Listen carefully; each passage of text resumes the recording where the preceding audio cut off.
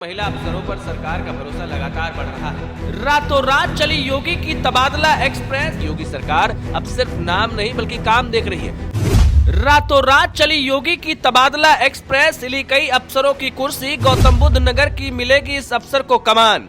गोरखपुर समेत 11 जिलों के एसएसपी और एसपी बदले। महिला अफसरों को मिला जिलों का दारोमदार। जानिए किसको कहां पर मिली पोस्टिंग, क्यों हुए तबादले। फिर एक बार योगी तबादला एक्सप्रेस ने कई अफसरों की कुर्सी हिला दी है, जबकि महिला अफसरों को योगी सरकार से बड़ा इनाम भी मिला है। जनता के बीच काम करने वाले अफसरों को न सिर्फ वैल्यू मिली है, बल्कि लापरवाही बरतने वाले अफसरों को सख्त मैसेज भी दिया गया है, जिसकी चर्चा अब चारों तरफ हो रही है। उत्तर प्रदेश में पूरी तरीके से तबादला एक्सप्रेस जब चली तो कई अफसरों की कुर्सी हिल गई। किसी को समझ नहीं आया कि आखिरकार क्या से क्या हो गया। तो क्या कुछ हुआ है, कितने लोगों का तबादला हुआ है, क्यों हुआ है, चलिए इस पूरी कहानी को हम समझने की कोशिश करते हैं। दरअसल यूपी में एक बार फिर से वही हुआ जिसका अंदाजा पिछले कुछ दिनों से लगाया जा रहा था। योगी सरकार ने साफ संदेश दे दिया कि कानून व्यवस्था में ढिलाई अब चलेगी नहीं। देर रात चली तबादला एक्सप्रेस ने अफसरों की कुर्सियां हिला दी है और पूरे प्रदेश में हलचल मच गई है। लखनऊ से लेकर गोरखपुर, मेरठ से लेकर गौतम बुद्ध नगर तक एक से एक बड़े बदलाव किए गए हैं। जनता के बीच ये चर्चा तेज है कि योगी सरकार अब सिर्फ नाम नहीं बल्कि काम देख रही है।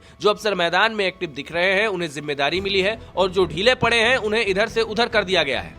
इस ट्रांसफर लिस्ट को सिर्फ कागज की इन्वेस्टिगेशन नहीं बल्कि साफ चेतावनी के तौर पर देखा जा रहा है कि अब हर जिले में रिजल्ट चाहिए, वरना कुर्सी खतरे में है। बता दें कि लखनऊ जोन जैसे सबसे अहम इलाके में बदलाव ने इस संदेश को और मजबूत कर दिया। सुजीत पांडे को अब लखनऊ जोन से हटाकर अग्निशमन और आपात सेवाओं की जिम्मेदारी दी गई।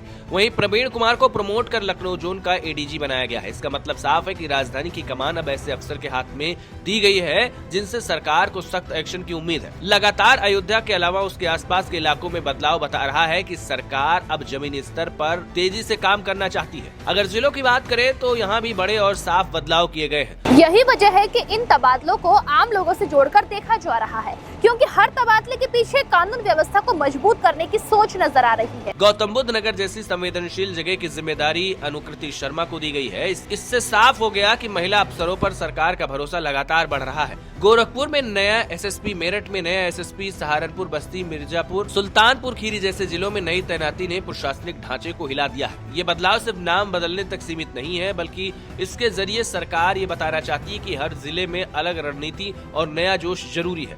जनता के बीच में चर्चा है कि अब थाने की चौकियों के कप्तान अपने आप को बचा नहीं पाएंगे। अगर काम नहीं करेंगे तो उन पर एक्शन लिया जाएगा। क्योंकि सरकार के इस कदम को लोग सीधे अपनी सुरक्षा से जोड़कर देख रहे हैं, जबकि कई लोग विरोधी कह रहे हैं कि सारा खेल चुनाव से पहले सेट किया जा रहा है। लेकिन माहौल कुछ अलग है। योगी का विजन एकदम क्लियर है। जो लोग भ्रष्ट हैं उनको जमीन पर फेंकना है, अच्छे अफसरों को आगे लेकर आना है। यही वजह कि महिलाओं की भी भागीदारी लगातार बढ़ाई जा रही है। अब देखना होगा आगे क्या कुछ होता है, लेकिन योगी की तबादला एक्सप्रेस ने कई अधिकारियों की नींद उड़ा दी है। ना उत्तर प्रदेश के लिए ऋषभ की रिपोर्ट।